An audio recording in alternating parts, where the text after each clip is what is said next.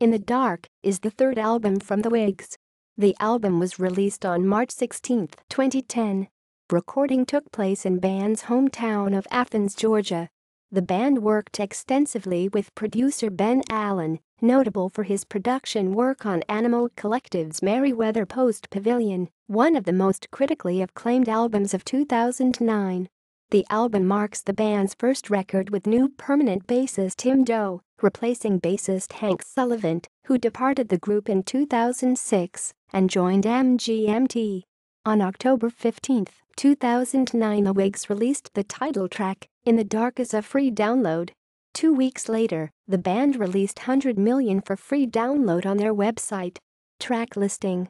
All lyrics written by Parker Gisbert. All music composed by the Whigs. 100 million. Black Lotus. Kill Me Caroline. Someone's Daughter. So Lonely. Dying. I Don't Even Care About the One I Love. Automatic.